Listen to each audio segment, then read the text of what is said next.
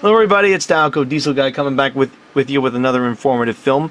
First, I must take this opportunity to thank the community for how much positive feedback I got on my Alco PA restoration and basic DCC film I did.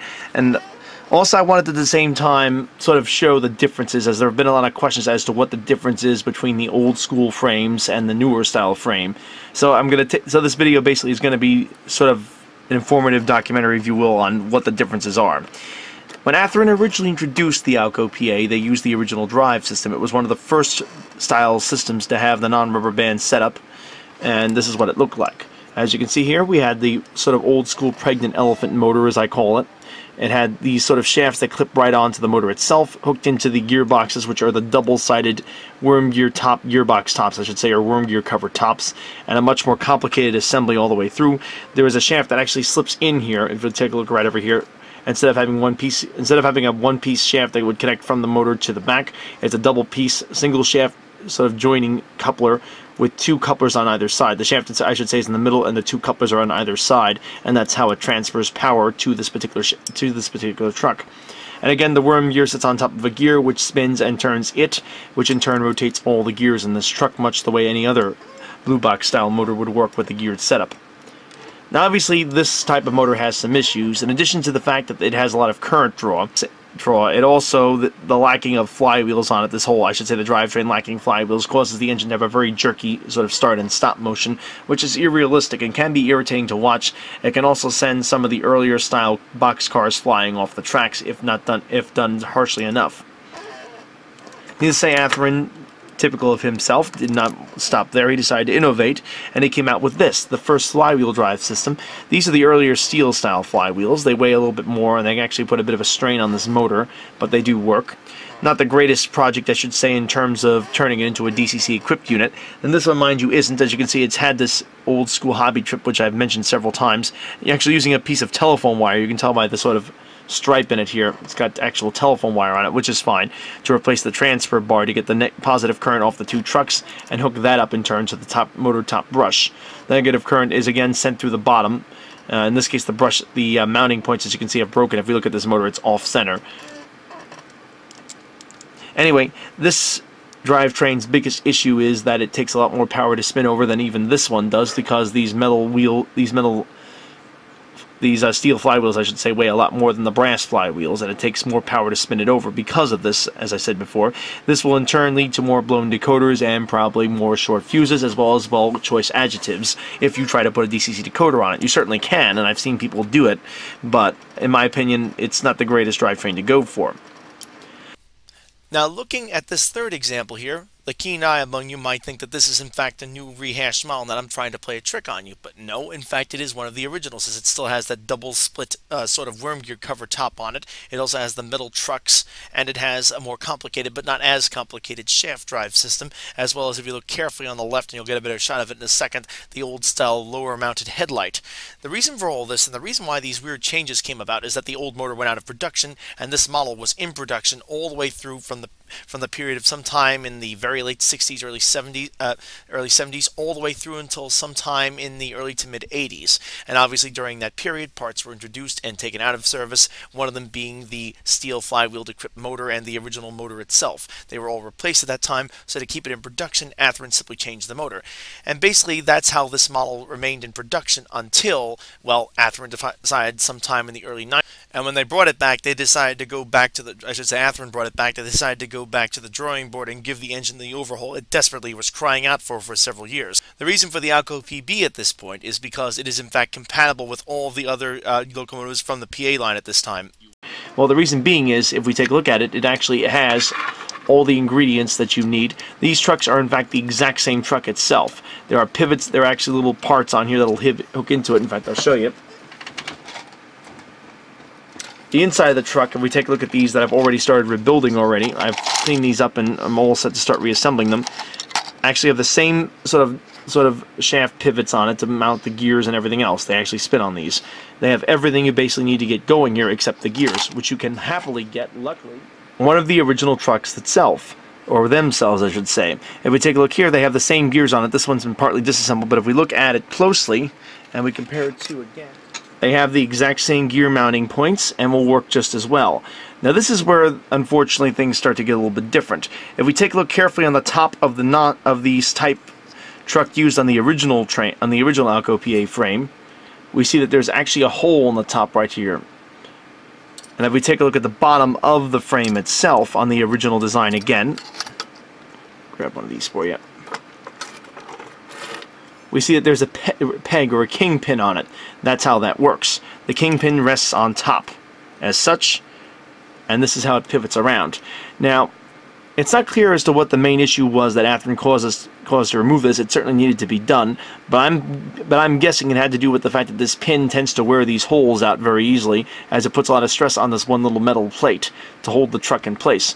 Also, there's a contact issue because this plate has to be perfectly clean in order to keep the engine with good contact with the rails, because again, the metal frame, this little section here, is what is physically transferring the negative current to the motor and back out to the track, completing the electrical circuit and allowing the motor to rotate and spin as it should. At any rate, sometime then in the early 90s, Athearn decided to give it a whirl and put these Athearn Alco PAs back into production. Now the interesting thing though is, while they changed the frame noticeably, they kept the shells on the outside exactly the same. You can't really tell the difference between a shell made back in the day and the shells made later on, except for maybe less faded colors and or more accurate colors. But if we take a look here, the locking points for the shell are identical right over here. The mounting points, the support areas, are identical as well for the little fronts here and the backs. If we take a look at the little pegs on the sides here, the rear pegs as well are the exact same. All these assemblies are exactly as they should be, which means you can literally get away with swapping a shell from one of the old chassis to the new one. Now, while a lot of the parts look the same, there are differences, as I mentioned before. Now, as I mentioned before, this particular truck, as we see, has this little hole in the top to hook up to the kingpin on the bottom of the old school frame as such. Goes right in like that. This system, as we see, is, well, completely different. Athearn redesigned this, and as I mentioned before, that one little mounting point tends to get a lot of stress because it's only held in place by one pin. So what Athearn did is basically they created this sort of elbow assembly. If we look here, that has this sort of free-floating mount, as I call it, that mounts in place here. You don't have any stress point. There's no peg sticking through here. It's just a flat plate that in turn sits on the truck itself, like so. If we take a look here on this one, there's no holes, we see just a flat panel. There is no pin. At the same time, it is also much differently shaped than the mounting point of this particular truck, which is much smaller. So bottom line, you cannot use the newer style trucks, which is this one, on the older style frames such as this one. If you're going to utilize the new trucks, you have to get a frame. That's why I recommend the PBs, because you will get, or the dummy units, because you will get everything you need to transfer it over, and you can sort of get going on that. It might actually be better off in some cases actually buying a whole other engine to get it done.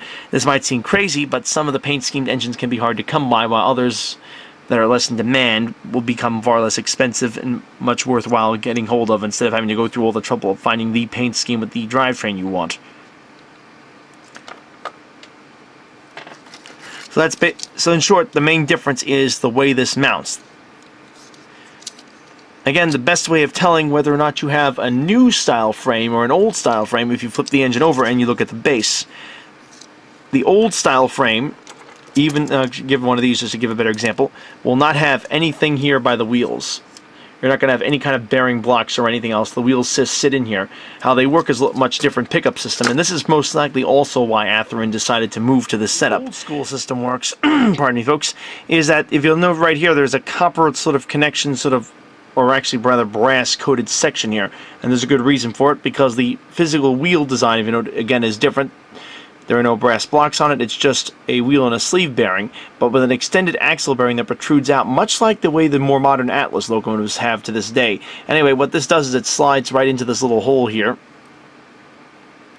Should at least, there we go. And it rotates in there.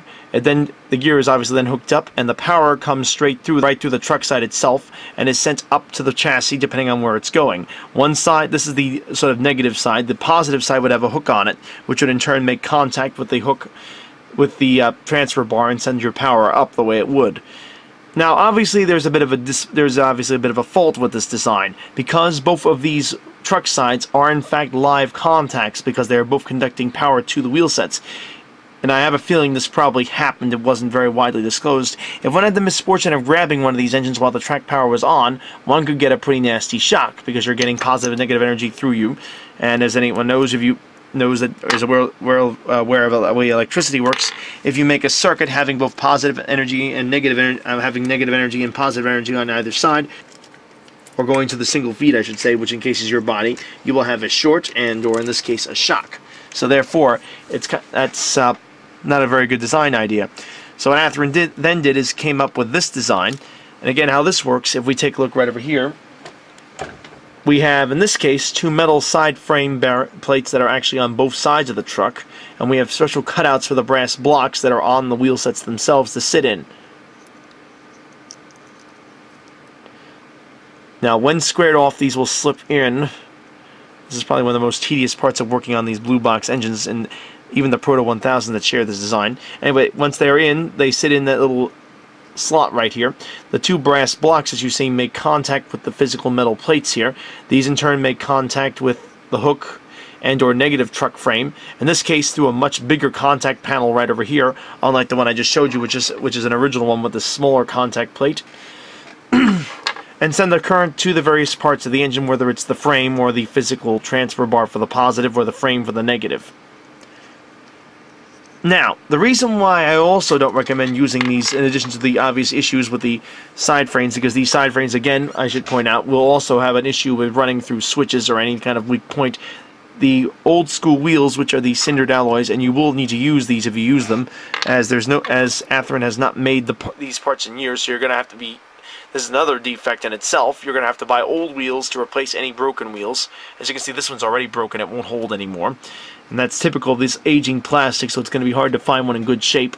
The second flaw is, with this set, because you can't buy these anymore, you will wind up with one of these, again, the cindered alloy, which is known for sparking. This is further aggravated by the fact that this whole outside here is also made of metal. So if you get a spark, this can conceivably, and I've seen it do this, worsen the spark, make it even worse. This can conceivably cause a power surge and cause a problem with your decoder. I have admittedly not had this happen to myself as of yet, although I noticed, at least none that I can personally prove, but I do notice one engine that used to run really well with this, an Alco PA. I did one of my original D&Hs that I got way back in the day at a train show and converted to as one of my first DCC engines. Suddenly didn't work anymore, and I can't think of any other reason why it wouldn't, because I checked the connections on that engine several times over. The only flaw I found is that it has those metal-sided frames. That's why I'm so against using those setups. And again, of course, all the other reasons is the fact that you can't actually get new wheel sets for them, and let's face it, these wheel sets are not known for being durable. So bottom line, if you're going to do a PA restoration project, I strongly recommend getting one with one of these frames to start with, and making sure you have, again, the brass blocks as so. What you'll see in a dummy engine is similar. You'll see these two sort of metallic sides, I should mention. If you get one of these dummy units and or one of the PA, PB units, I should say, with the modern drivetrain, you'll note these two metal side frames. They're still in place, which is a nice thing, again, which is a nice touch. All you need to really do here is buy yourself a set of ready-to-run wheels off the shelf, or ready-to-roll wheels off the shelf from Athearn. Transfer the gears from your original brass metal truck, and you're all set to go. The one issue you might run into, I forgot to mention before, is that these two worm gear tops are a little bit different. I think there might be a slight difference in shaft length. You can always go back and try to adjust for that.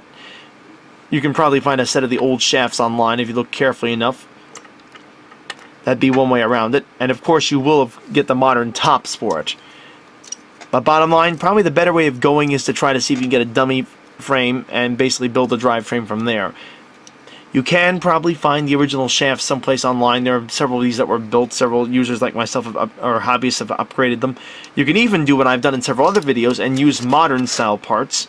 Use the modern drive. You can use a modern Genesis type motor on this. Of course, with those, I find is you have to grind this down. I'm trying a new motor kit I just recently got. I ordered in. I'm going to see how that works. As you notice with all the ones I've done in the past, I've had to grind down all 4 of these blocks to make the Genesis motor mount in here correctly. The new design I have will fit right in this gap and still lower the height, allowing me to fit the decoder in place, which is the main reason why I do them. It'll also allow me to get an engine that is lower current draw and will run better in DCC mode and have less hesitation at power on. Anyway, once you get that in place, then my recommendation is to use modern shafts to hook all this up. You can also find several different third-party manufacturers that also build these shafts. So it will take a little detective work. That can be the fun of it. I know some hobbyists love that part. I kind of do too, so I get that. If you're really into sort of looking for rare parts to try to get that rare engine you have running again, and you like the sort of treasure hunting for that kind of stuff, by all means, feel free to go train crazy, if you will, on those projects. But again, just don't expect to get the parts easily. That concludes this sort of brief video showing you what the difference is between the AL-KO PBs and PA frames, PA frames from the 2 different generations are. Hope everyone enjoyed this and found this informative. If you like my films, please feel free to subscribe. Again, thank you everyone, and have a great evening.